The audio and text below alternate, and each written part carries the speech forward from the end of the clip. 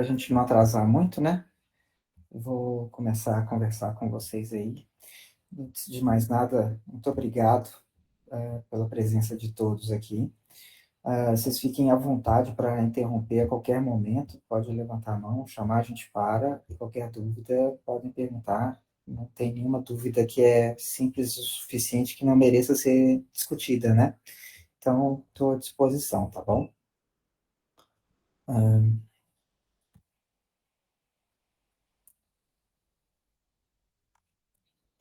Acho que está todo mundo vendo aí minha apresentação. Então, vamos lá. Bom, eu vou falar hoje sobre cannabis medicinal para médicos, né? O que a gente precisa saber, o que é importante a gente saber. E eu começo com o meu conflito de interesse, né? Eu sou hematologista, sou prescritor de cannabis medicinal e sou cofundador da Quasar Medical Hemp, que é essa empresa que faz um hub de negócios com cannabis medicinal. E uma das coisas que a gente faz é exatamente a questão educacional, de ensinar para médicos como é que funciona o uso da cannabis medicinal. Então, esses são os meus conflitos de interesse. Tá? E aí eu vou começar a nossa conversa com uma ideia que para mim faz muito sentido, né? A gente começar do porquê, depois a gente vai para o como e o que. É uma lógica que faz muito sentido para todo mundo entender o porquê da gente prescrever cannabis medicinal hoje, né? Então, existem algumas situações potenciais que são situações onde o uso da cannabis ela tem sentido. A cannabis ela não é uma medicação para uso primário de nenhuma patologia, então é importante a gente saber que não é droga terapêutica para nenhuma patologia ou para nenhuma condição clínica como droga de primeira linha, mas ela encontra um nicho muito importante no nosso dia a dia, que é exatamente quando a gente tem, por exemplo, um cenário paliativo, né? E nesse aspecto a gente tem dores crônicas, pacientes com dores crônicas, que você não vai conseguir curar aquela dor, mas que você precisa paliar esses sintomas. Pacientes oncológicos que têm mais do que um problema relacionados ou à doença em si ou ao tratamento oncológico. Doenças neurodegenerativas que também são doenças incuráveis e para as quais às vezes a gente tem um armamentário muito curto ou que se torna obsoleto num curto espaço de tempo. Então, a gente faz muito sentido que a gente possa ter uma droga adicional nesse cenário. Um outro cenário é a ausência de alternativas melhores. Então, para pacientes com dores crônicas, para esclerose múltipla, aonde você já usou vários remédios, vários relaxantes musculares, várias outras drogas para controlar, por exemplo, a espasticidade, você não consegue.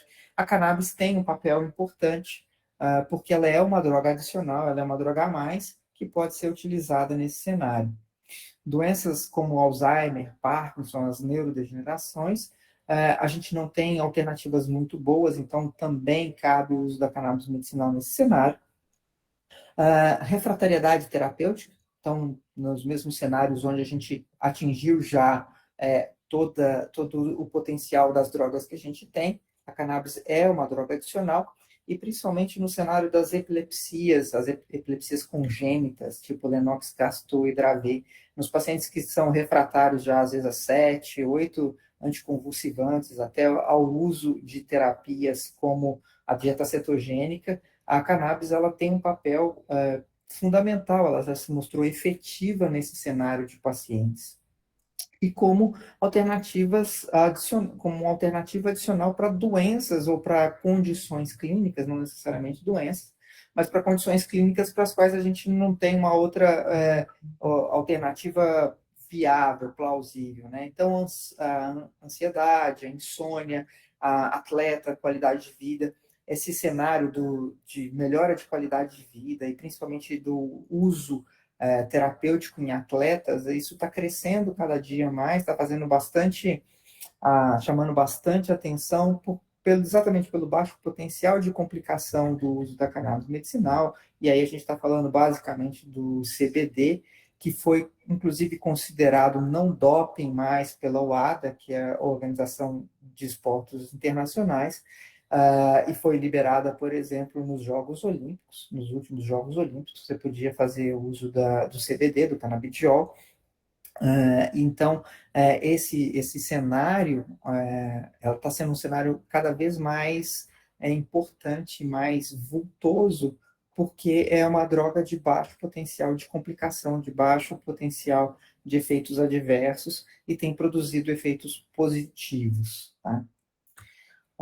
Eu trouxe aqui algumas patologias listadas aí pela sua frequência, né? Então, insônia, dor crônica, enxaqueca, PTSD, que é síndrome do estresse pós-traumático, ansiedade, adicção e reabilitação, artrite e osteoporose, epilepsia, autismo, e provavelmente um número que você teria de indicações, né, dentro dessas patologias. A gente está falando aí em torno de 5 a 30% de refratariedade, de perda de eficácia de medicação, que seriam os pacientes sujeitos ou que seriam propensos à utilização de cannabis medicinal. A gente está falando aí numa uma probabilidade aí de mais ou menos 42 milhões de pacientes no país como o Brasil. Então, a gente está falando de um número muito grande de pacientes que poderiam se beneficiar do uso da cannabis medicinal. E aí eu vou fazer uma ressalva já, logo no começo, né? Esses são patologias potenciais de uso. A gente está passando agora por um problema com a Anvisa e com o CFM, mas basicamente com o CFM, que está restringindo a utilização da cannabis medicinal. A gente não sabe como é que vai ficar isso ainda, mas isso é uma resolução que ainda está em discussão. Então, acho que muita coisa vai mudar aí, porque o benefício já adquirido por vários pacientes ele não vai poder ser retirado. Então, a gente vai ver como é que isso vai ficar. Mas, basicamente, todas essas patologias que estão descritas aqui são patologias que têm um potencial uso para cannabis medicinal. E a gente que está acostumado a lidar com o paciente, a gente sabe exatamente que esses pacientes eles não têm outras alternativas com baixa toxicidade, eles não têm alternativas com baixos eventos adversos e que podem muito bem se beneficiar da cannabis medicinal.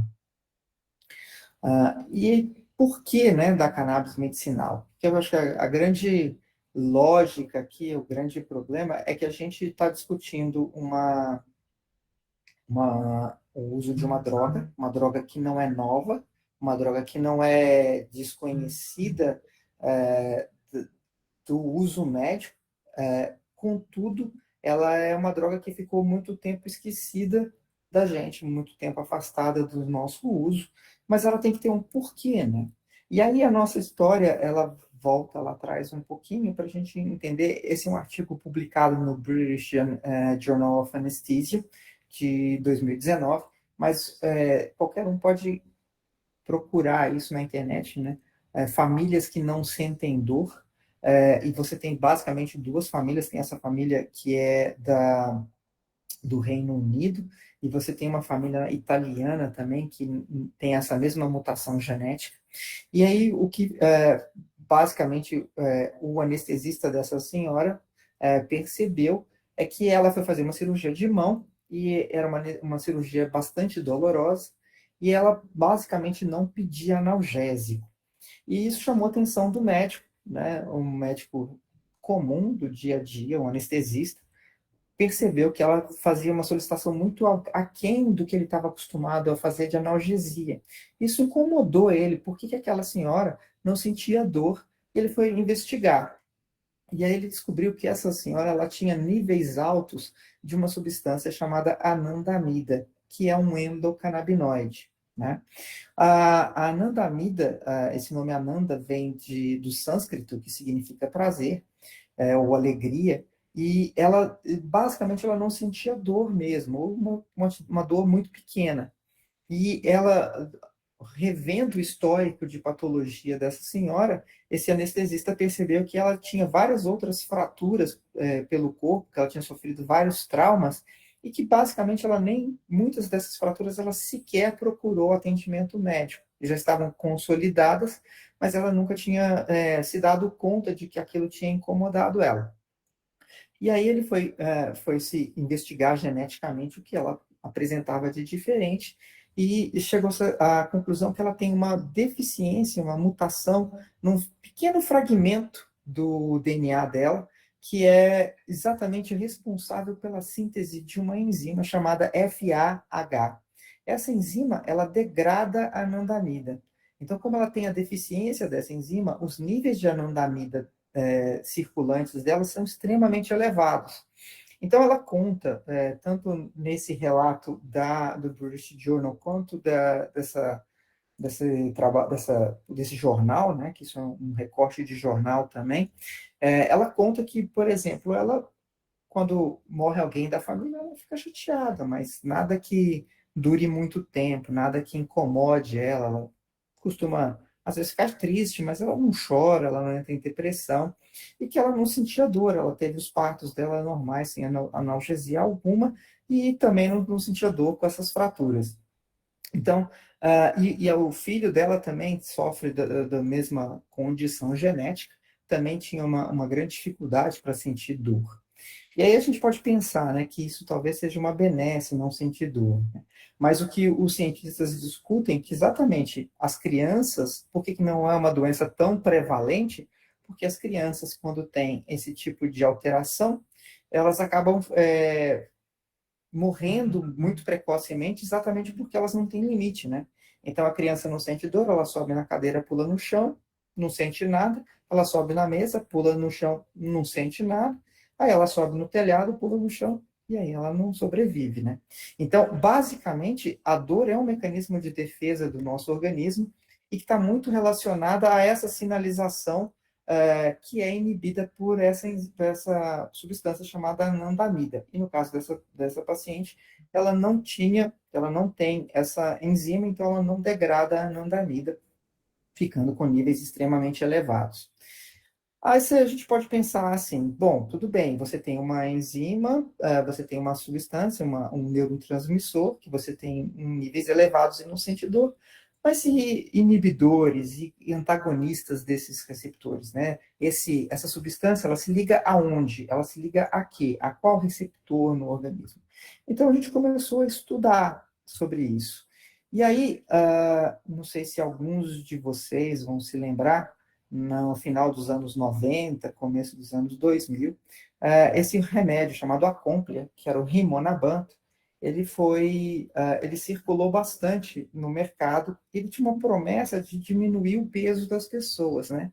E realmente ele fez isso, né? Essa é uma revisão sistemática da Cochrane, publicada em 2006, e eu adoro revisão sistemática, então eu vou falar bastante de revisões sistemáticas aqui, mas essa revisão sistemática, ela exatamente compara o Rimonabant versus placebo em em algumas características, né? Aqui são vários trabalhos, e todos esses trabalhos se chamaram RIO, que é Rimonabant in Obesity, e aí ele avalia diabetes, ele avalia esse mesmo estudo na Europa, com relação aos lipídios, e o que ele chegou à conclusão? Que com um N extremamente significativo, aqui, com uma variação extremamente significativa, o Acomplia reduzia aqui a 1 quilo de peso, tá? Mas ela foi efetiva em reduzir o peso desses pacientes no período de estudo. Aqui eles compararam qualquer mudança de peso e ele também foi extremamente efetivo, né, com uma significância estatística bastante importante. E aqui ele faz a avaliação da questão da mudança da dose de 5 e de 20, mostrando que a dose de 20 é mais efetiva, de 20 miligramas. Então, o que a gente tem? A gente tem aqui o Rimonabant, ele é um inibidor do receptor CD1, que é o receptor tipo 1 de canabinoide. Então, eu tenho uma substância que ativa esse receptor CB1 e eu tenho uma melhora da dor, eu tenho uma inibição da dor, e eu tenho, quando eu uso o antagonista dele, eu tenho que esse paciente perde peso. E por que vem essa história aí da perda de peso? Porque exatamente a gente sabe historicamente que o uso da cannabis dá larica, aumenta o apetite, e então o que se supunha é que se você inibisse o receptor para os fitocannabinoides, e aí a gente está inibindo um receptor humano, um receptor natural humano, CB1, que não é para ser estimulado pela cannabis, mas sim pelos endocannabinoides, mas que também é estimulado pelo THC, produto da cannabis. E quando eu inibo esse receptor, ele realmente me causa uma perda de peso. Então, isso significa que ele tem um efeito contra o aumento do apetite, contra o consumo de alimento, levando a uma perda de peso.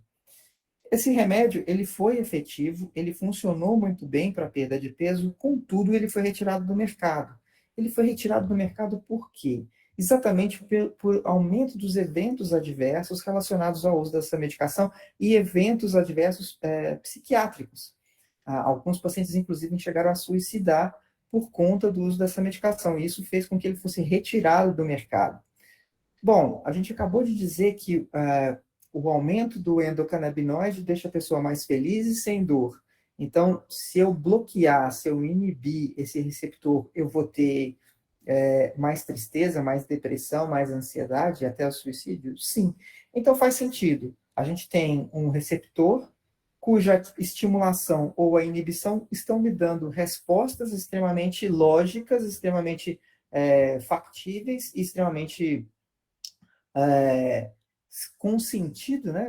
Se eu tenho uma estimulação, eu tenho melhora da dor, melhora da ansiedade, melhora do sono, melhora da depressão e da tristeza, e quando eu inibo, eu tenho todo o evento inverso disso. Então faz sentido que essa seja uma substância que tem um papel no nosso organismo, né? Então, o uso dos fitocannabinoides, eles fazem sentido porque a gente tem endocannabinoides exatamente que mimetizam esses fitocannabinoides.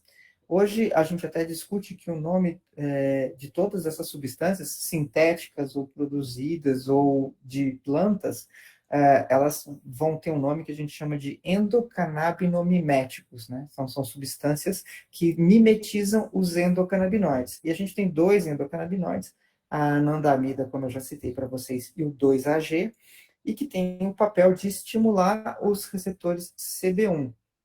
Tá?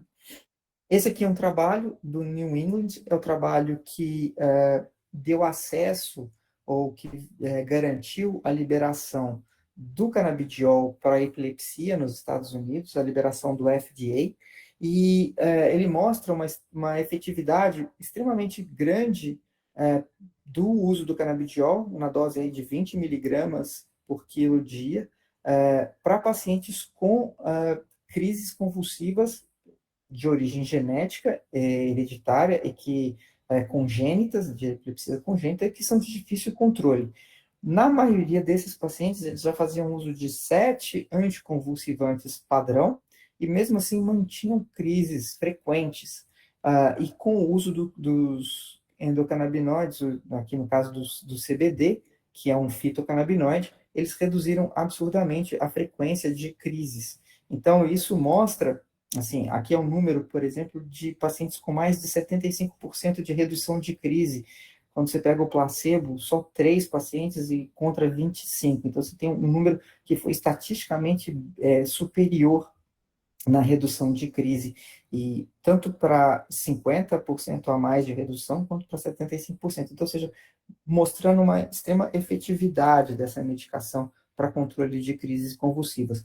Tanto é que foi a indicação que, desde o começo, tinha uma liberação, tanto no nosso país, quanto fora do Brasil, para a liberação do CBD, em específico aqui do canabidiol. Tá?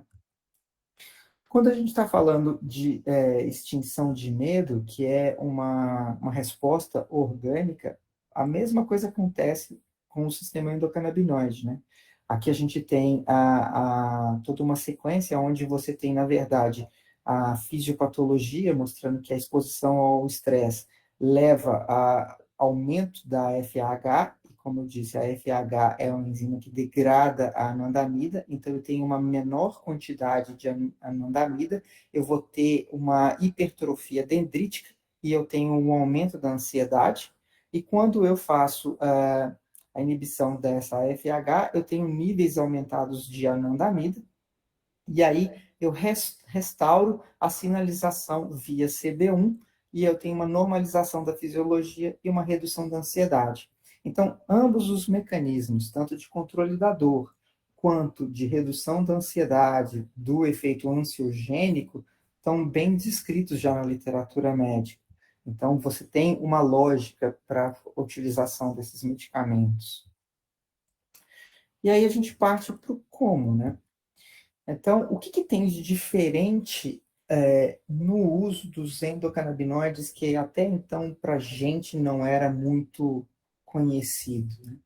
A gente está acostumado à sinalização na fenda sináptica, você tem a produção de vesículas com neurotransmissores que são liberados na fenda sináptica e que estimulam os neurônios pós-sinápticos. O que chama atenção, o que é diferente no sistema endocannabinoide é que, primeiro, essas substâncias, tanto a anandamida, que é o AEA, quanto o 2-AG, que são os dois endocannabinoides, eles não são produzidos dentro do neurônio, eles são produzidos na membrana do neurônio, e eles são produzidos a partir dos lípides da membrana.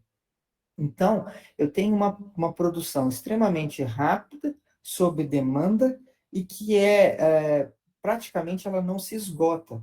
A gente vai lembrar lá da fisiopatologia, o que a gente tem quando você tem uma estimulação repetitiva do neurônio, você tem um esgotamento daquela sinalização exatamente porque você esgota os neurotransmissores na fenda sináptica. Isso não acontece com a anandamida e com o 2-AG, porque eles são produzidos da própria membrana celular. Então, você tem uma produção sob demanda que é bastante rápida, frequente e que é extremamente ativa, né? Então, você tem uma taxa de resposta muito alta. E uma outra coisa que chama atenção é que essa sinalização ela é retrógrada, né?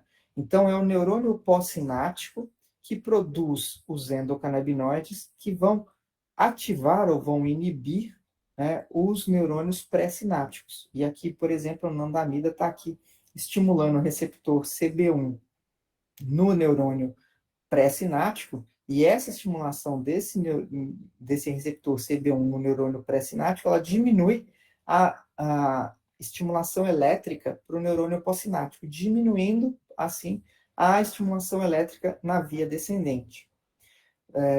Não é só o receptor CB1 que é ativado, a gente sabe que a anandamida ela tem uma especificidade muito grande pelo receptor CB1, mas o canabidiol ele é uma substância bastante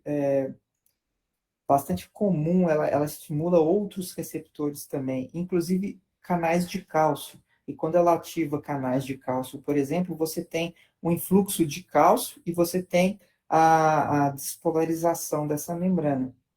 Então, eu tenho um mecanismo que é bastante abundante de estimulação via canabidiol, por exemplo, dos neurônios, das fibras, dos axônios, e eu vou ter outros mecanismos que não só via CB1, o que explica algumas outras manifestações que a gente vai ver mais para frente.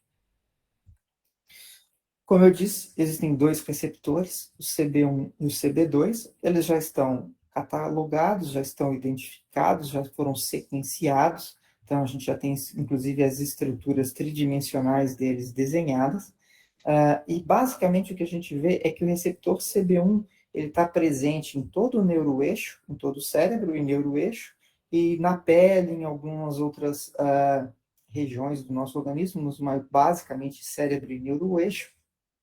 E os receptores CB2, eles vão estar muito mais no sistema imunológico e linfonodos.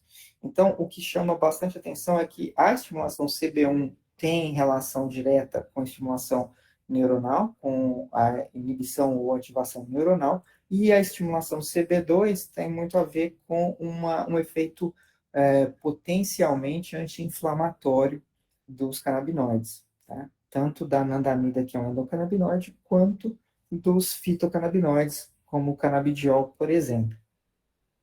E uma coisa que chama atenção até pela questão de segurança dos canabinoides, é que no tronco cerebral você basicamente não tem receptor CB1. Então, significa que o potencial de fazer uma depressão do sistema nervoso central e principalmente do centro respiratório no sistema nervoso central é extremamente baixa com o uso dos canabinoides. Por isso, a segurança deles é muito boa. Então, você não tem receptor CB1 no tronco cerebral, impedindo que, por exemplo, você tenha um excesso de sedação, como o que acontece com o uso dos opioides. Aqui é um desenho mais estilizado, mostrando exatamente a questão do receptor CB1 aqui. Contudo, aqui a gente já tem o uso já tem a representação tanto da anandamida, que é um endocannabinoide, quanto do THC, que é um fitocannabinoide produzido pela planta cannabis. Então, a estimulação é uma proteína G, né? Você tem a liberação, a ativação, a inibição aqui de canais de cálcio, mas você tem o canabidiol, por exemplo, que pode estimular canais de cálcio e aumentar o influxo de cálcio.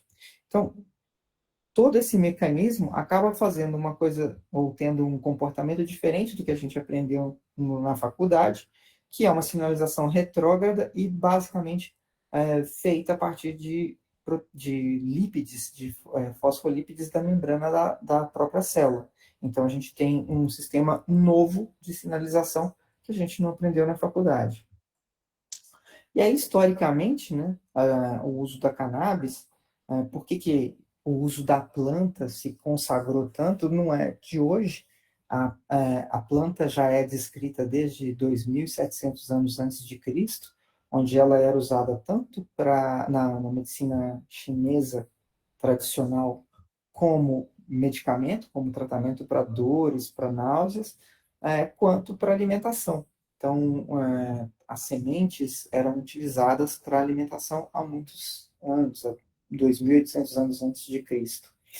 Depois, alguns médicos que fazem sentido para a gente, né? Então, Al-Mayuzi foi um árabe que, exatamente pelo fato de poder ter essa relação diferente com a medicina, a gente sabe que os árabes tiveram sempre uma relação diferente com a medicina, exatamente por não ter os entraves religiosos. Então, eles usavam já desde 1.000 e 1.400 anos antes de Cristo o uso da cannabis instilada via nasal para controle de epilepsia. Depois, por volta de 1015 a.C., Avicena, que é considerado o pai da medicina, já descreve no Cânone da Medicina, que é o livro que ele escreveu, uma espécie de uma farmacopeia, tanto com produtos que ele utilizava, com plantas que ele utilizava, quanto descrições muito bem detalhadas de doenças. Ele já descreve o uso da cannabis medicinal para tratar dores do parto, para tratar dores de dente, para tratar dores crônicas e para epilepsia. Depois a gente vai chegar em 1840, 1839, com dois médicos bastante interessantes. Eu vou discutir um pouquinho melhor sobre eles, que é o William O'Shaughnessy e Jean-Jacques Mouret de Tours, que vão difundir o uso da cannabis entre os médicos, vamos dizer assim, mais modernos, mais tradicionais da nossa história. E depois, em 1964, a gente tem Rafael Mechoulam, que é um pesquisador israelense, e ele que foi o pesquisador que conseguiu isolar o THC e depois o canabidiol, o CBD, da planta cannabis, e mostrar o papel dessas duas substâncias no nosso organismo. Foi no laboratório dele, em colaboração com outros cientistas, que foram sintetizados e isolados os receptores CB1 e CB2. Então, a nossa história, né, ela anda um pouquinho para trás, porque até o Mechoulam, você não sabia da existência dos endocannabinoides. O que ele isolou foi uma substância de uma planta que tinha efeitos terapêuticos, efeitos medicamentosos. E aí, só em 1992 é que foi descoberto a anandamida. E aí sim você fecha todo o quebra-cabeça. Eu tenho uma planta que produz duas substâncias que têm efeitos no nosso organismo, mas que, na verdade, elas se utilizam de receptores dentro do nosso organismo para substâncias próprias do nosso organismo os endocannabinoides, e que se eu pegar esses receptores e inibir esses receptores, eu também vou ter efeitos esperados. Então, não tem nada de fantástico, nada de diferente do que a gente conhece, do que a gente aprendeu na nossa vida, e nada diferente do que é a mesma coisa que acontece com os opioides, por exemplo. A gente descobriu os usos dos opioides até os opioides endógenos. E a mesma coisa aconteceu com a cannabis. A única diferença é que, por ter sido banida da nossa farmacopeia, a gente não estudou isso na escola, a gente não aprendeu sobre isso na escola. Mas a história da cannabis ela não é nada diferente do que todas as outras histórias que a gente aprendeu na medicina. Né? Então, hoje, o que se discute são os fitocannabinoides e, possivelmente, num curto espaço de tempo, eu vou falar isso no nosso último slide, a gente vai estar discutindo os sintéticos, né? As drogas que vão ser sintetizadas. Óbvio, a indústria farmacêutica não vai ficar por fora dessa corrida. A indústria farmacêutica não consegue patente de uma planta, não consegue patentear um produto que é um, um fitomedicamento, mas ela vai, a partir do momento que ela tiver a síntese de uma droga que vai fazer esse efeito, ela vai exigir a patente dela e vai poder lucrar com ela. E eu até aposto que não vai ser exatamente um canabinoide sintético. Tá? Eu acho que elas vão muito mais pela inibição da FAH e das enzimas degradadoras do 2-HG, porque tem sido mais ou menos esse o caminho de toda a indústria farmacêutica, de inibir as enzimas degradadoras, e aí eu acho que é isso que vai acontecer. Daqui a pouco a gente deve ver patentes de medicamentos que vão fazer exatamente esse efeito, né?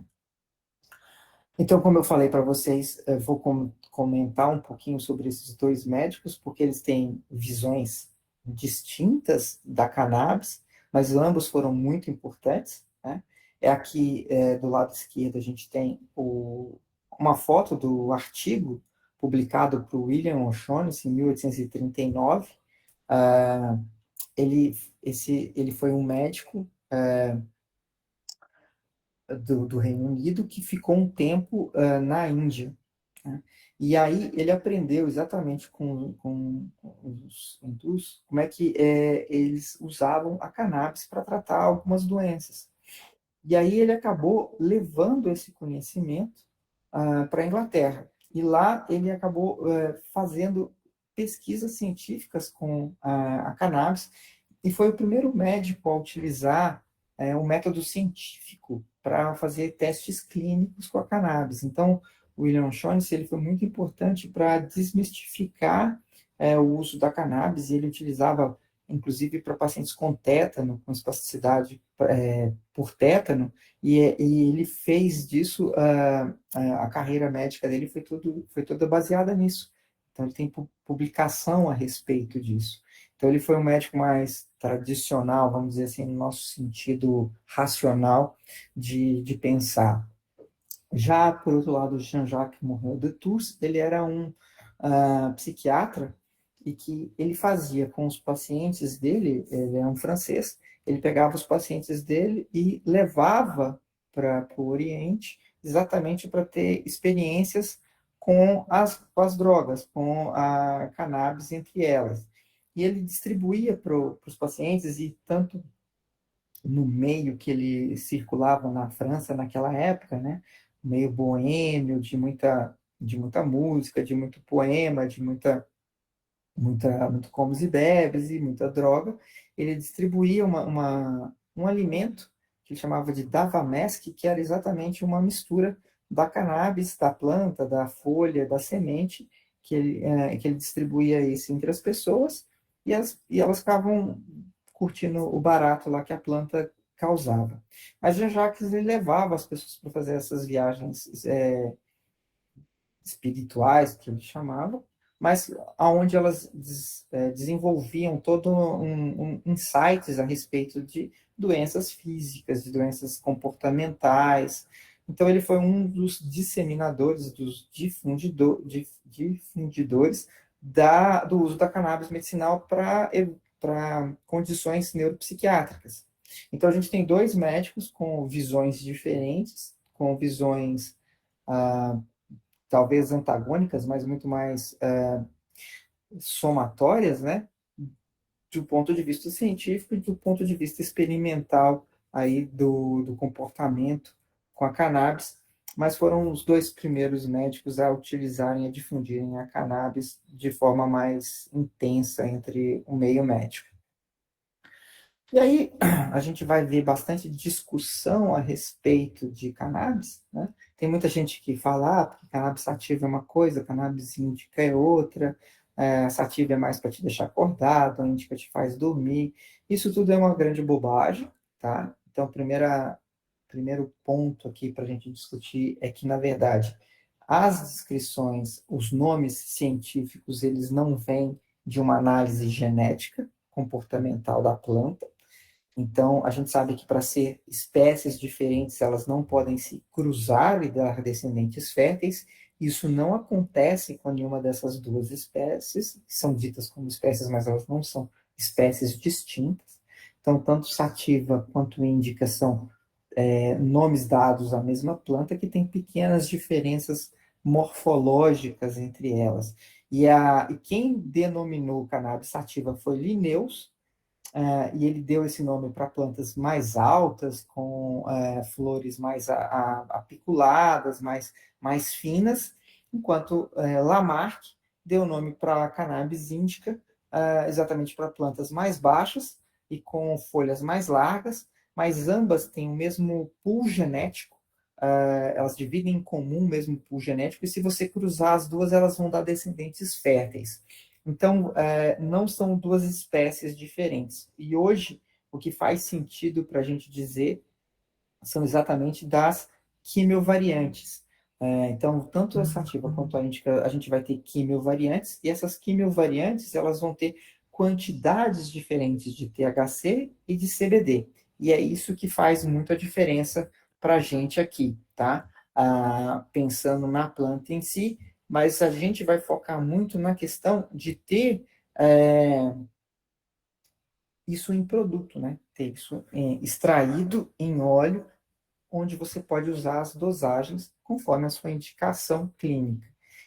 Mas isso aqui é mais para conhecimento e para vocês entenderem, saberem o que é a planta cannabis e qual é a planta e o que ela significa. Os fitocannabinoides, eles são extraídos, então, dessas estruturas, que são chamadas tricomas. Elas estão na planta, na flor feminina da planta cannabis, né? Então, não é da folha, não é da semente, não é da raiz, não é do caule, é exatamente da flor, e da flor feminina. A flor masculina não tem tricoma. Essas vesículas aqui, na ponta dos tricomas, é que são ricos em fitocannabinoides. Então, na verdade, a planta produz os fitocannabinoides como uma forma de defesa. E ela tem centenas, ela produz centenas de fitocannabinoides. E dentro dessas vesículas, a gente tem, além dos fitocannabinoides, a gente tem também os terpenos e algumas outras substâncias que têm importância para a planta, mas um pouco menos de importância para a gente. Existe hoje uma discussão a respeito de alguns terpenos. Alguns terpenos têm efeitos anti-inflamatórios, mas tanto os terpenos quanto os fitocannabinoides, eles advêm de um radical comum entre eles, então eles acabam tendo um pouco de sinergia ou de estimulação cruzada aí, porque são estruturas muito parecidas, né? Mas para a gente o que faz e o que a gente veio discutir hoje são os fitocannabinoides, tá? E os dois fitocannabinoides principais são o THC e o CBD, tá? Existem outros, tá? Muitos deles não são totalmente estudados, não foram nem sequer estudados a este ponto que faça sentido para a gente, mas basicamente o que a gente vai discutir aqui são o THC e o CBD. Se a gente olhar, ambos têm a mesma estrutura química, né? C21H30O2, a mesma forma, com a diferença que o CBD ele é uma estrutura plana. Então ele não é tridimensional, ele é uma estrutura plana. E o delta 9 THC, tetraidrocanabidiol, ele é uma estrutura tridimensional. Então lembra, é o THC que estimula o receptor CB1. O canabidiol, ele não estimula o receptor CB1. Ele é um agonista alostérico, ou seja, ele é uma estrutura que parece um pouco com o THC, contudo, quando ele entra no receptor CB1, ele inibe esse receptor, ele bloqueia a função boa desse receptor. Então, ele mais ou menos parece com o que o rimonabant faz, e não com o que o THC faz. Então, quem estimula o apetite é o THC, e o CBD, ele inibe o apetite. Né? Só que o CBD ele é uma molécula muito promíscua, exatamente porque, vamos dizer que assim, ele é uma cópia imperfeita do THC. Então, ele estimula uma série de outros receptores. Ele estimula, ele é um modulador alostérico de receptores Mi e delta opioides, ele é um agonista parcial do TRPV1, ele é um agonista parcial do PPAR-gama, e ele é um agonista parcial do HT1A, que é o receptor da hidroxitriptamina. Então, a gente tem aí também receptores para ansiedade, e que a gente já estuda e que trabalha e que usa, que podem ser estimulados pelo CBD. Então, o CBD é uma molécula bastante promíscua, bastante simples no seu formato químico, mas com várias atuações fisiológicas distintas, exatamente porque ela estimula ou emperra vários receptores no nosso organismo. Quando a gente fala de curvas de distribuição, né, eu trouxe isso aqui baseado no THC, só para a gente ver que, por exemplo, o nível sérico do THC inalatório, ele é extremamente alto, ele faz um pico extremamente alto e rápido, em questão de minutos, e logo depois disso você tem a produção de metabólitos do THC, que também são ativos, né? Então, tanto o THC-COOH quanto o 11-hidroxi-THC vão ser produzidos logo na sequência. Então, você tem uma curva desses metabólitos que são ativos e que duram um tempo maior. Então, o grande problema do uso dos canabinoides aí são os receptores, são os metabólitos ativos que podem durar muito tempo. E aí acabam estimulando o sistema, o organismo por mais tempo. E isso bate com os sintomas, aqui o tempo dos sintomas, quando você faz a ingestão oral, por exemplo. Que aí você vai ter uma produção mais alargada dos metabólitos, que vão durar mais tempo, às vezes até algumas semanas, e que vão manter a estimulação dos receptores por mais tempo. Então, quando eu estou pensando em doenças ou em patologias crônicas, o meu uso oral ele faz muito mais sentido, exatamente porque depois da primeira passagem hepática eu vou ter a produção dos metabólitos que também são ativos. Em contrapartida, quando eu estou pensando em dores agudas, e principalmente para os breakthrough pains, aquelas descargas de dor que eu quero uma resposta mais rápida, talvez o uso inalatório seja mais interessante. E nesse caso, a gente usa muito o sublingual, que se comporta muito próximo do uso inalatório. Né? Então, ele faz um pico muito alto, ele não tem a primeira passagem hepática, então você vai ter um pico mais alto do THC, quando você põe sublingual, e depois você vai ter a produção dos metabólitos dele assim que ele começa a passar pela metabolização hepática. Então, para patologias como dor crônica, como epilepsia, como Alzheimer, essas doenças mais neurodegenerativas, crônicas, o uso oral ou sublingual faz muito mais sentido do que o inalatório. Aqui é mais para vocês saberem que existem alguns compostos que interferem no nosso sistema endocannabinoide, né? Não vou me ater muito a isso. E aí, falando um pouquinho de segurança, não existem relatos de óbitos relacionados ao uso ou ao abuso de cannabis em nenhuma das suas formas, né? Então, isso é uma coisa bem estabelecida já na literatura. Também não há relato de aumento de incidência de câncer ou de óbitos por IAM ou por AVC relacionados ao uso de cannabis.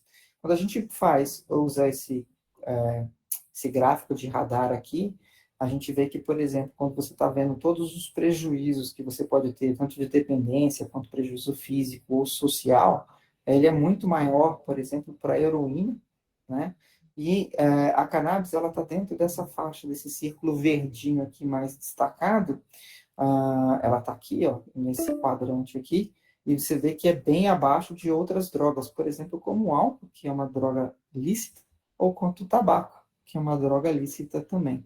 Então está sempre mais abaixo aqui, né? O risco de óbito, então, como eu disse, está muito abaixo, muito aquém de qualquer uma das outras drogas. Então, qualquer opioide, você tem um risco muito mais alto. Ah, os antidepressivos também, os benzodiazepínicos, paracetamol, que é uma condição que dá intoxicação por paracetamol, dá uma insuficiência hepática que pode ser fatal, enquanto a cannabis praticamente você não tem nenhum óbito relacionado ao uso da cannabis em nenhuma das suas formas e em nenhum evento. Isso são dados de 2018, mas estão nessa publicação aqui de 2020. Então, sempre vou deixar a referência aqui para vocês. A gente vê que esse aqui é um gráfico, são gráficos bastante interessantes. Esse gráfico aqui é a redução do número de óbitos causados por opioides nos estados americanos onde você teve a liberação da cannabis, né? Então, aqui você vê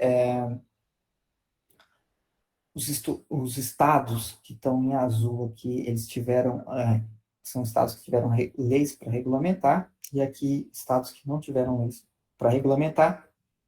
Exatamente, você vê que ambos o número de óbito vai subindo, contudo, quando você tem, exatamente aqui entre 2009 e 2010, quando você tem as leis que liberam o uso da cannabis medicinal, você tem uma inversão dessa curva. Nos estados que têm a lei, você teve uma queda, uma deflexão da curva de óbito relacionados a opioides, enquanto nos estados que mantiveram sem a lei, você mantém a curva ascendente.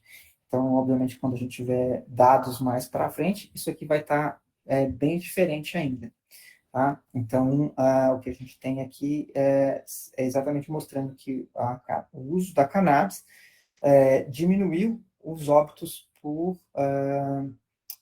uso de opioides, por uso crônico de opioides.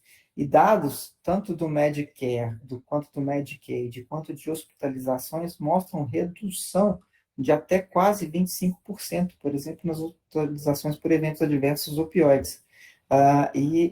Uma redução aí de 5% nas prescrições de opioides no Medicare. Então, ou seja, o uso da cannabis para pacientes com dor crônica reduziu sensivelmente o uso, a prescrição de opioides e todos os seus eventos adversos relacionados aos opioides também. Então, mostrando um efeito protetor aí da cannabis. E do que a gente está falando, né?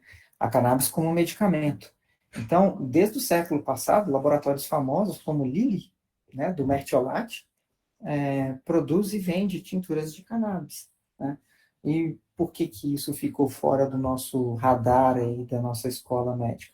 Porque exatamente por volta de 1940, quando você começou a Liga das Nações, que depois se tornou a ONU, houve uma grande discussão sobre o problema do ópio no mundo. E o ópio era um problema. Quem vê quadrinhos, sabe, da história do Tintim, ela se passa exatamente na época do problema que o mundo enfrentava com o ópio. Dos traficantes, do comércio ilegal, do ópio, dos óbitos que o ópio causava. E aí, nessa discussão na Liga das Nações sobre ópio, um delegado da delegação brasileira, junto com um delegado indiano, é que levantaram a questão do uso da cannabis, também como um grande problema de saúde pública. E isso colocou a cannabis como um pária da sociedade, tanto quanto o ópio, e aí ambas foram excluídas da farmacopeia médica e foram banidas, não sendo permitido novamente que se fizesse pesquisa, que se estudasse, que se prescrevesse cannabis. Mas cannabis é um medicamento desde muito tempo atrás. Aqui são outros exemplos de produtos à base de cannabis que eram vendidos, inclusive no Brasil, cigarros índios, que eram cigarros de cannabis vendidos para tosse, para catarro, para expectoração. Então, xarope para tosse, canabim para dormir, para melhorar o intestino. Então, várias, para afrodisíaco, então, várias indicações, a cannabis era usada.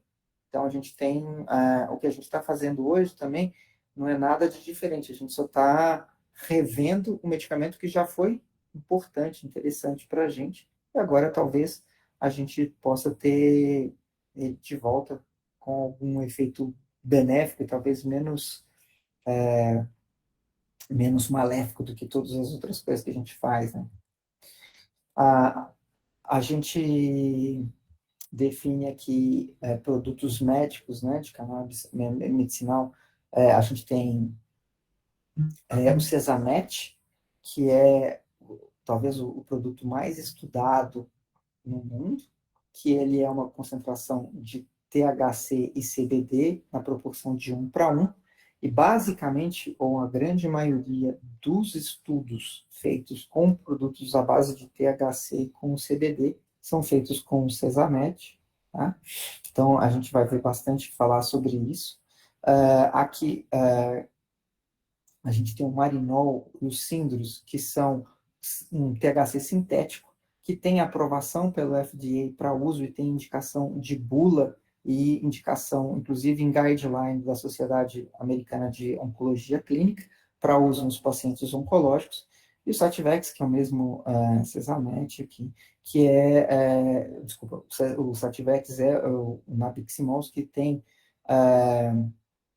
quantidades também equivalentes de CBD e THC, e o Epidiolex, que é o canabidiol puro. Então, o Cesamet e o Sativex são produtos similares, e o Epidiolex é CBD puro, e que foi aprovado também no FDA, exatamente por conta das crises convulsivas, tá? E você tem aqui os produtos preparados à base de cannabis, então a gente vai ter cannabis pura, preparações magistrais, preparações padrão de cannabis.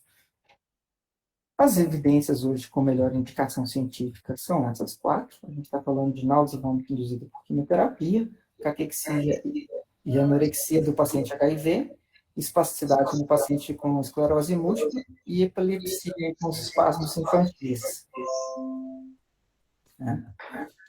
Essas evidências, elas são já tem bastante literatura sobre elas, algumas têm um nível de evidência mais fraco, mas outras já têm um nível de evidência aí de moderado a alto. Então, essas indicações estão bem descritas aí na literatura médica, tá? Globalmente, vários países já têm a liberação aí do uso medicamentoso. Nos Estados Unidos, a costa oeste toda, praticamente, você tem o uso, inclusive recreacional, liberado. Na América Latina, no Uruguai, tem o uso recreacional liberado. Canadá também tem algumas áreas. Holanda, então você tem algumas legislações que permitem o uso recreativo, mas os Estados Unidos eu acho que hoje é o maior hub e o maior polo de consumo recreacional de cannabis, mas mesmo nos Estados Unidos você tem alguns estados que ainda não tem cannabis liberado nem do ponto de vista médico. E lá o uso da cannabis é considerado uma droga Schedule 1, ou seja, é proibida para prescrição médica, mas você pode comprar em boticas, não sendo uma indicação médica, você pode comprar. Então, você tem um uso mais liberado e que depende muito de estado para estado. No nosso país, né, a gente tem aí a questão da importação judicial, que começou em 2014, exatamente com o caso da Anne Fisher, que foi por questão de crise convulsiva. Depois, logo depois que houve essa liberação judicial, a Anvisa entendeu que ela precisaria fazer uma RDC, e aí veio a RDC 17, que liberava o canabidiol.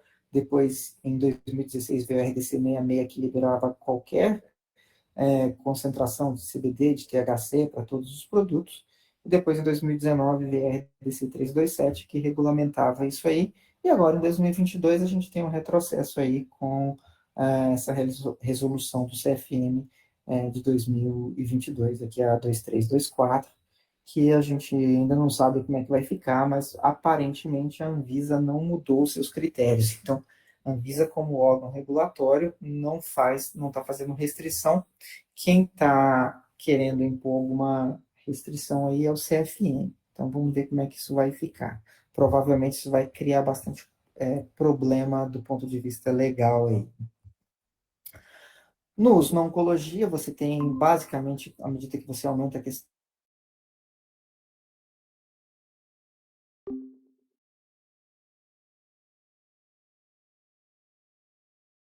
das patologias, né? Então, em oncologia, à medida que você vai diminuindo o cuidado oncológico padrão e vai atingindo os paliativos, você vai tendo uma indicação aí mais do uso do CBD. Vou só liberar aqui. Pronto. Então, a gente pode usar na oncologia tanto aí para toxicidade induzida por quimioterapia, principalmente neuropatia periférica, e o CBD tem um grande papel.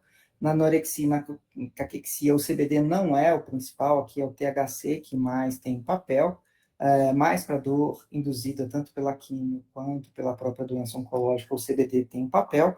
E para infecções oportunistas, existe uma grande discussão aí se a mudança da flora intestinal, principalmente na relação aí do eixo neurointestinal, teria uma modulação, mas só da gente poder utilizar para anorexia, caquexia, náusea e vômito, dor e as toxicidades induzidas pela quimioterapia já é um grande avanço. Então, os cuidados paliativos, todos os sintomas que foram analisados mostraram melhora, né? Então, as barras azuis aqui, elas são pré-tratamento, mostra que você tem, por exemplo, aqui, um grande número de pacientes com altos graus de fadiga antes do tratamento, e o vermelho é pós-tratamento. Então, mostrando que o uso dos canabinoides melhoraram todos os sintomas relacionados aos cuidados paliativos em oncologia. Isso está publicado nessa revista aqui de 2019, e aqui foram analisados bastante sintomas relacionados ao paciente oncológico, aos cuidados paliativos, mostrando que é uma droga bastante efetiva. Para uso aí no transtorno do espectro autista, aparentemente é uma das poucas drogas que tem mudança em relação aos sintomas relacionados ao pensamento, né? A cognição e a atenção, coisas que as drogas de uso corriqueiro não têm. E você ainda tem melhora da depressão, que é dependente da concentração de THC, mas aí você tem outros sintomas aí, melhora de outros sintomas, como irritabilidade, adormecer, hiperatividade, com altas taxas de resposta. Então, é uma droga que parece bastante efetiva para o espectro autista também. A gente já tem estudos de corte prospectiva, tem duplo cego randomizado, tem clinical trials em andamento, tem revisão não sistemática, todas as referências estão aqui, então, para se quiser consultar, estão disponíveis. Esses são trabalhos aqui com um N já não muito pequeno, né? Então, você tem um trabalho aqui até de 188 crianças utilizando canabinoides para o espectro autista, e aqui você utilizou aí proporção de 20 para 1, de 20 de CBD para 1 de THC, chegando até doses aí de 11 miligramas por dia de THC, uma dose consideravelmente alta. Então, mostrando que pode ser uma droga utilizada no transtorno do espectro autista. Para insônia, você tem Ns ainda pequenos, mas você tem alguns Ns assim, com 147 pacientes, mas é uma corte retrospectiva, mostrando redução do tempo para início do sono. Então, você tem alguns efeitos aí, já tem uma literatura importante para uso aí na insônia. Como eu falei na questão dos esportes, a WADA retirou em 2018 o CBD da lista de substâncias proibidas. Você tem alguns estudos pré-clínicos, prospectivos não randomizados, revisão não sistemática, surveys e revisão sistemática. Tem pelo menos 2 revisões sistemáticas aí de 2017 e 2020 que falam a favor do uso da cannabis nos esportes. Para Alzheimer, a gente ainda tem baixa indicação, revisão de literatura não sistemática, estudo piloto, um open label aqui de segurança e eficácia. Para adicção, você também tem um duplo cego randomizado, placebo controlado, com dronabinol, que é um sintético que já foi publicado, mas você tem alguns estudos pilotos aqui, esse aqui é mais interessante, com 600 pacientes em uso de cannabis. Então mostrando também que tem se tentado o uso da cannabis para controlar a adicção, principalmente o uso de droga, de álcool. Para Parkinson, a gente tem revisão de literatura, relato de caso, série de casos, duplo cego randomizado, tem pelo menos dois, só que um foi negativo, esse de 2004, esse de 2014 ele já foi positivo, então mostrando que ainda tem algumas dúvidas, arestas a serem pautadas aí. Para dor neuropática a gente tem, opa, perdão, para dor neuropática a gente tem até guideline já da Inglaterra. Deixa eu só liberar aqui. Na Inglaterra, o NICE já tem um guideline para uso de dor crônica, então temos várias revisões sistemáticas para uso de dor. Para mim, é uma das indicações com mais bem fundamentados é a dor neuropática crônica, então acho que a gente pode usar com bastante tranquilidade nesse aspecto. Tourette, você tem também aí um placebo, randomizado placebo controlado, tem alguns relatos de caso, tem uma revisão sistemática de 2009, então a gente tem também algumas indicações, alguns relatos, inclusive de pacientes falando que existe uma grande melhora. Transtorno do estresse pós-traumático, a gente tem revisão sistemática, tem estudo retrospectivo, e assim a gente vai, tem bastante estudo aí. Para Crohn, tem algumas revisões sistemáticas, já tem duas revisões sistemáticas aqui, uma de 2018, e as duas são de 2018. A gente tem outras revisões não sistemáticas, estudo randomizado controlado, então a gente tem bastante produção científica. A grande discussão é que muita gente fala que não tem evidência científica, tem bastante evidência científica, algumas de baixa qualidade, verdade, mas algumas que são já de boa qualidade. A gente tem aqui para ansiedade e depressão uma revisão sistemática também da Neuroscience de 2017. E aí, vou falar rapidinho de interação medicamentosa e contraindicação. Todos os fitocannabinoides são metabolizados pela CYP450, ou a 2C19 ou a 3A4. Então, drogas que aumentam o nível sérico de clobazam, aumentam o nível sérico de outros canabinoides, e aumentam o nível sérico de outros anticonvulsivantes. Então, você tem quando você está usando os canabinoides, tem que tomar cuidado com essas drogas aqui, principalmente o clobazam, e as associações aí com os outros anticonvulsivantes, que você pode acabar tendo um aumento do nível sérico deles, e às vezes o paciente fica mais sonolento, e não é pelo canabinoide, mas sim pelo aumento da metabolização das outras drogas anticonvulsivantes. Interação medicamentosa, basicamente todas você tem que monitorar. Geralmente a gente só pede para evitar quando o paciente oncológico está usando os antineoplásicos, que são os inibidores do PD-1 ou do PDL1, porque pode ter uma diminuição da resposta ao tratamento, mas todos os substratos da CYP1, 1A2, como acetaminofén, duloxetina, estrogênio, a gente vai monitorar. Depressores do sistema nervoso central, como o álcool, barbitúricos, a gente vai monitorar também. Anticolinérgicos também a gente vai monitorar. Todos eles você vai só tomar um cuidado adicional, tá? Porque vai só controlar o nível sérico, às vezes, da droga, da outra droga, e não precisa mexer no canabinoide. A gente faz algumas contraindicações ao uso, tá? Isso é bastante teórico, mas pacientes que tenham sensibilidade conhecida, isso é muito raro, mas a gente evita. Isso pode ser muito mais aí dos pacientes com hiperemese relacionada a cannabis, mas a gente evita em pacientes com menos de 25 anos, mas a gente já fez essa ressalva aí para os pacientes, por exemplo, com transtornos de estresse pós-traumático, desculpa, transtorno do espectro autista, que são crianças, que você pode usar até doses mais altas aí de THC, sem problema. A gravidez e a amamentação,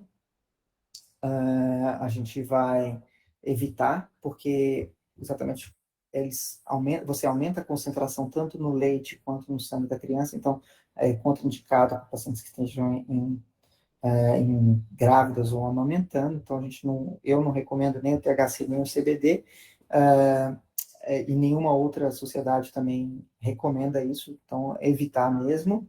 E uso prévio ou abuso de substâncias, a gente tomar um pouquinho de cuidado aí para esses pacientes. Só liberar alguém que está querendo entrar aqui. Isso. Basicamente, essas são as contraindicações. E aí, o que que a gente vai levar de mensagem para casa, né? Que, na verdade, a gente tem que estudar mais, né? Porque a gente já tem algumas evidências de que funciona. A gente tem uma evidência histórica aí de mais de 4.000 anos, que é uma droga que tem pouco efeito colateral, que tem pouca complicação clínica, mas que os seus efeitos benéficos ainda precisam ser mais bem estudados. Então, a gente precisa estudar exatamente para não ficar nesse samba do crioulo doido que a gente está hoje. A gente vem de uma sequência de liberação, de uma sequência lógica de aceitação e de uso correto da medicação, de uso benéfico da medicação, e de repente a gente entra num retrocesso de bloquear esse uso como vinha sendo feito. Então a gente precisa tomar esse cuidado, porque quem sofre no final das contas é o próprio paciente que estava fazendo uso de uma medicação com efeitos positivos, né? Então, basicamente é isso que eu queria passar para vocês. Como eu falei, o último slide era o slide do pipeline de pesquisa com canabinoides. Então a gente está vendo aqui várias drogas que estão sendo testadas e em estudo, e muitas delas são inibidores das enzimas degradadoras, como eu falei para vocês. E aí, vamos ver o que isso vai virar. Acredito que em um curto espaço de tempo a gente vai ter uma enxurrada de outras medicações liberadas aí no mercado, exatamente que vão atuar no sistema endocannabinoide e que vão ser provavelmente é, muito mais utilizadas e prescritas exatamente por serem dentro do padrão habitual da gente, mas lembrando que todos os fitocannabinoides funcionam muito bem quando a gente precisa deles, certo? Tinha para passar isso, peço desculpas pelo ocorrido da queda da transmissão, mas eu vou abrir agora para discussão, caso alguém queira fazer alguma pergunta.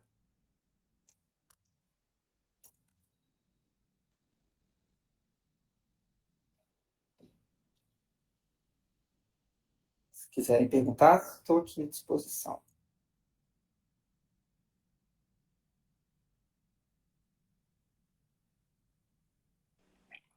Boa noite, meu nome é Carlos. Eu perdi uns 12 minutos da palestra. Ficou gravado? Você pode disponibilizar para a gente? Vai ficar gravado no canal do YouTube, aí é só acompanhar o, no site, no canal da Quasar, vai ficar gravado lá. Né, Samuel?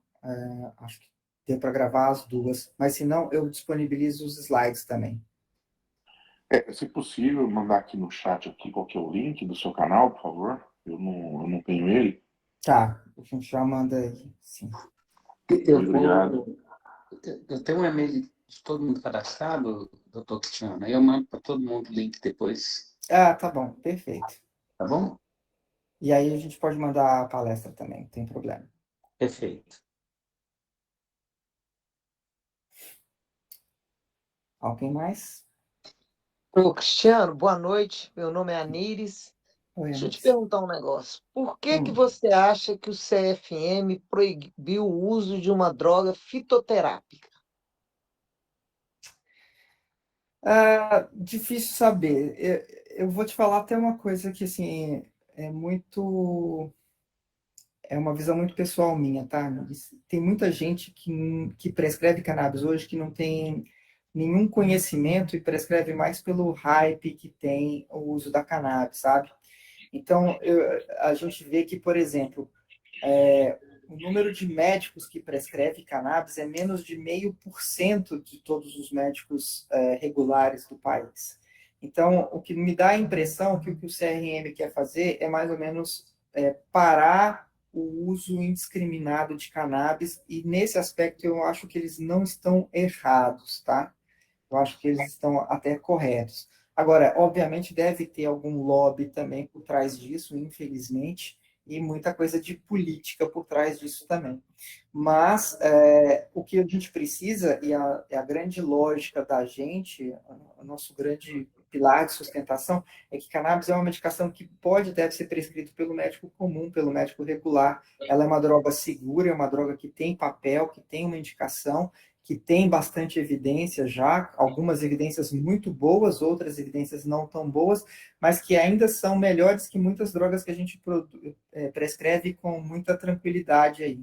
Então, acho que nesse aspecto, não deve ser uma proibição que vai demorar muito, ela deve cair, porque muitos pacientes já estão em uso, né? Então, esse que é a grande questão. Como é que como é que o CRM vai fazer? O CFM vai fazer com a enxurrada de processo que vai ter de quem já está usando, entende? Então, acho que eles vão rever essa posição muito em breve. Eu concordo com você, Cristiano, que isso aí é uma medida política e uma medida até que vai abrir espaço para criar um monopólio e cartel para vir laboratório lançando drogas sintéticas. Eu acho que a gente ainda não tem laboratório com esse peso para produzir muita droga sintética, tá?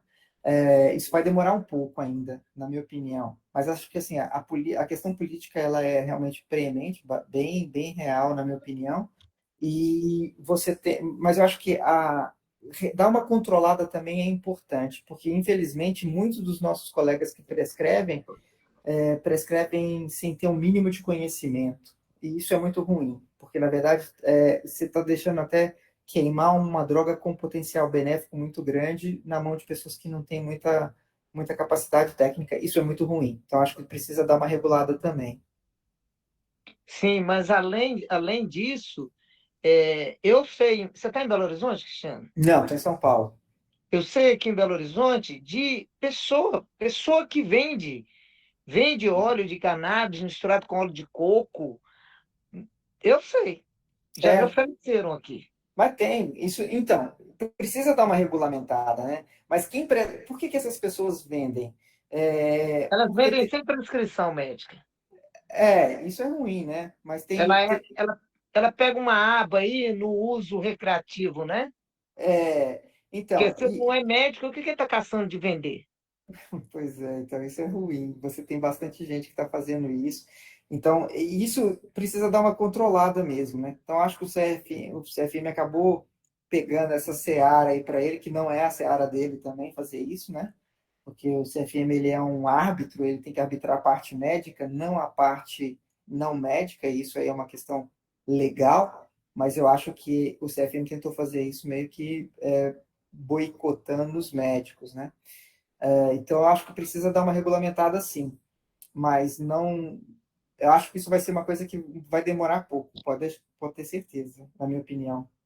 Tomara, viu? Porque tem muita gente se beneficiando do uso da cannabis medicinal. Tem muita gente. Eu tenho vários Obrigado, pacientes que se deram super bem.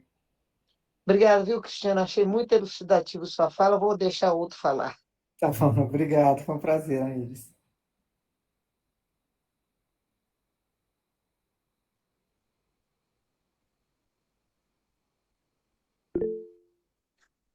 Pode Eu tô... falar, Carlos. Carlos, pode falar. Pode falar.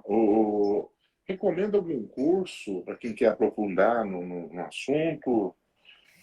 Alguma pós que vocês têm ou que vocês já viram falar? Então, tem algumas pós. Eu dei aula numa pós aí da Inspirali, mas eu acho que ela, assim, também ela não está completa ainda. O que eu acho que muito ideal, Carlos, é literatura mesmo. Hoje você consegue no PubMed bastante literatura médica que te respalda o uso, isso é bastante importante, e a gente vai estar lançando cursos também aqui. Aí depois a gente deixa disponível aí para acompanhar a gente nas redes sociais, para poder estar vendo, a gente vai estar lançando cursos muito com essa pegada científica, com essa pegada racional médica, né? Porque é assim que a gente acredita. O que eu acho que é um viés dos outros cursos, até que eu conheço e que eu já dei aula também, mas é que tem essa pegada assim não tão científica, né? Então eu acho que particularmente, eu acho que se você buscar isso na literatura mesmo, se você buscar no PubMed, você vai ter bastante resposta porque você precisa lá já. E logo, logo a gente vai ter cursos também disponíveis aí. Ô, Valeu, Cristiano, só obrigado. fazendo mais uma intervenção, Pode falar. eu leio inclusive esse curso da Inspirali, da UFESP, Universidade Federal de São Paulo, eu leio da Abrace lá em João Pessoa, porque na verdade eu resolvi tomar, porque eu fiz uma cirurgia no ombro que não ficou 100%. Uhum. Então, sentindo muita dor, tomando muito anti-inflamatório, falei, quer saber de uma coisa? Eu vou tomar isso. E aí, por surpresa minha, eu tinha resolvido isso tem uns 20 dias, que eu li muito na literatura, vi muita gente com Alzheimer tipo, se beneficiando, muita gente com autismo, né? Falei, bom, vou lá, né? E aí, dia 11 entra essa publicação do CFM. Então, assim, você pegar os pacientes com dor crônica, só esse número de pacientes, se eles começarem a reclamar, o CFM não vai ter o que fazer, entende? É um número muito grande, porque quando você pega epilepsia refratária, que era a principal indicação do CFM, a principal indicação da Anvisa, né, a maior indicação da Anvisa, é um número muito pequeno. Você tinha 2.000 e poucos pacientes, 3.000 e poucos pacientes. Isso aí não faz volume. Agora, quando você pega a dor crônica, isso vai para 10 vezes mais, 100 vezes mais, aí o CFM não vai ter o que fazer. Ele vai ter que rever essa questão, entende? Então, eu acho que o próprio volume de paciente reclamando vai ser um fator importante para o CFM rever essa posição dele. E não cabe ao CFM fazer esse tipo de intervenção, né? Então, acho que tudo isso aí são coisas que a gente precisa. Ou questão de tempo também, mas as coisas vão dar uma organizada, eu acho. Eu também acredito que eles vão recuar nessa medida, uma vez que eles falam que não tem comprovação científica, e na literatura nós vemos que tem sim. Ontem Tem, circulou um abaixo-assinado, eu até mandei ele para a esposa do Jefferson, quando eu divulguei minha lista de contato inteira. Quando era domingo à tarde, tinha 75 mil assinaturas. Então, eu acho que o CFM não vai demorar uma semana, ele vai ter que voltar atrás. é só a gente ver o que aconteceu com a telemedicina, né? A telemedicina vinha numa toada de liberação, aí o CRM segurou, e aí depois veio o presidente e liberou, né? Então, Tomara, todas viu? as. Eu Deus acho te que tudo isso ouça. vai mudar, assim. Eu acho que também eles não vão aguentar pressão, mesmo porque o movimento é um movimento mundial, né? Sim, A gente planeta. está aí cheio de relatos de mães aí que estão assim, não tinha tanta esperança com os filhos autistas, né? A gente tem visto cada relato aí que assim é de impressionar. Eu tenho colega que tem filho autista que assim a evolução com o uso do CBD foi gritante dentro de 6 meses a um ano. Então, eu não acho que eles vão suportar a pressão. E não tem que suportar, a coisa está vindo, tá sendo mostrada, né? Muitos casos clínicos, muita gente usando, não acho que eles vão conseguir barrar isso aí, não. Uma das coisas interessantes do autismo é que assim, nenhuma droga mostrou melhora positiva, né? O que se dá para o autista? Se cede o autista, né? Na Uhum. verdade, é uma criança que precisa de estimulação. Então, quando você usa o THC, eles melhoram sintomas cognitivos, o que nenhuma outra droga mostrou. Então, eu acredito que em pouco tempo não vai ter muito o que fazer. Mas esse ainda é um número pequeno, né? Eu acho que o grande número de pessoas que vai fazer volume mesmo são os pacientes com dores crônicas, os pacientes oncológicos, Ansiedade, né? Ansiedade, depressão, insônia, isso é muita coisa. sim. E quem teve efeito positivo, até legalmente é difícil você surpreender, né? Você imagina que você está tendo um benefício com uma droga experimental. O que se Uhum. faz? Você é obrigado a continuar recebendo essa droga. Os laboratórios são obrigados a continuar te fornecendo, mesmo que ela saia de linha. Então, duvido que o CFM vai conseguir segurar toda essa enxurrada de pessoas que estão tendo efeitos positivos, né? Sim. Até porque, se eles insistirem nessa medida, eu vou chamar ela de imbecil, se eles insistirem nessa medida, o pessoal vai procurar os meios alternativos, igual eu te falei. Eu conheço gente aqui em Belo Horizonte que não é médico, não é nada, que vende óleo de cannabis medicinal misturado com óleo de coco. O cara que me ofereceu, ele me falou, não quis nem ouvir. É terrível, né? E a gente tem que ser contra esse pessoal, porque você não sabe o que você está dando, né? Não sei o que E que eu estou com tomando no certeza. meu caso. É, o ideal é dar medicamento que você sabe o que que é e controlado, né? Com dose certa, tudo bonitinho. Então é isso que a gente tem que brigar para fazer a coisa bem feita. Eu estava pensando em ir para São Paulo, mas então você acha que só de eu buscar na literatura médica eu consigo achar? Eu já li no Reino Unido os casos de Alzheimer, de Parkinson, com bom resultado. Eu acho que esses pacientes no Brasil também vão chiar, tá? Também acho. Acho que Vamos ver. todo mundo que estiver tendo benefício vai reclamar. Ô, Cristiano, só a última parte aqui. O e-mail que eu consegui entrar é o e-mail do meu Gmail, que eu só uso para baixar coisa do Play Store. Mas eu coloquei meu e-mail aí, o Luciano parece que falou, eu coloquei meu e-mail certo. E a esposa do Jefferson tem meu e-mail certo também, tá? Tá, O meu e-mail pessoal, não é de trabalho, não, tá bom? Porque aí eu queria que você me mandasse esse material, que eu vou olhar. tá bom, vou mandar assim. No PowerPoint, eu sempre deixo, além das referências, você vai ver sempre algum comentário a respeito do estudo, alguma coisa embaixo. Então, é bem completo, dá para estudar bastante por ali. Isso. E uma outra sugestão que eu vou dar. Ah, não tem jeito, porque aí tem gente do Brasil inteiro, né? Porque durante a pandemia eu participava de um grupo de diabetes que a gente discutia nesse formato, e no Meet. E depois nós passamos a encontrar, antes, aliás, nós encontrávamos fisicamente, depois nós passamos para esse formato e voltamos fisicamente. Porque abre uma discussão mais bacana, se aproveita, marca no restaurante, toma um vinhozinho, Isso é bom. não vai achar motivo para beber. Não, vamos arrumar aqui em São Paulo um momento para todo mundo, ou então em BH. Isso. Pode Muito contar com bom. minha presença que eu irei. Combinado, Nilson. Foi um prazer. Vamos Prazer. marcar sim. Vamos marcar sim, fazer uma mesa redonda com pão de queijo, suco de laranja, um cafezinho também. Isso, toda hora, né, Jefferson? Sim, com certeza. Um Eu acho que vai almoço. ser bem válido. Vai ser um encontro bem válido. Eu acho que a gente devia programar sim. Maravilha. Ô, Cristiano, Fala. depois dessa enxurrada aí de conhecimento, né, que você passou, que é muita informação, nós vamos ter que estratificar, né? Porque são tantas as patologias que, com certeza, cada uma delas tem mais uma imensidade aí de informação, né? De detalhamento. Sim. Na próxima oportunidade, não é mesmo? Vamos fazer por patologia. É legal.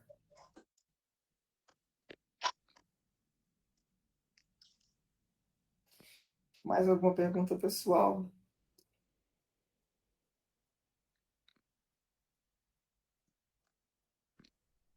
O Cristiano, só aproveitando que esse palpite aí, essa alternativa de fazer estratificado, por que a gente não marca um encontro quinzenal e vai aumentando o grupo e disseminando informação por aí?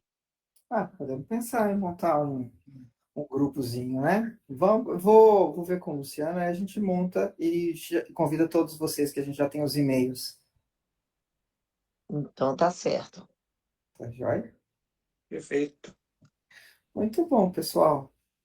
Então, fiquem preparados aí que a gente vai mandar nos e-mails de vocês, então, os próximos passos dos próximos encontros. E vamos marcar esse grupo. Muito obrigado, Cristiano. Parabéns pela Obrigado. introdução. Foi ótimo. Valeu, Cristiano. Valeu. Obrigado. Obrigado. Boa noite para todos. Boa noite, pessoal. Obrigado. Boa noite, parabéns. Sua apresentação foi fantástica, super elucidativa. Muito obrigada. Obrigado, Anílis. Abraço, gente. Até mais. Tchau, tchau.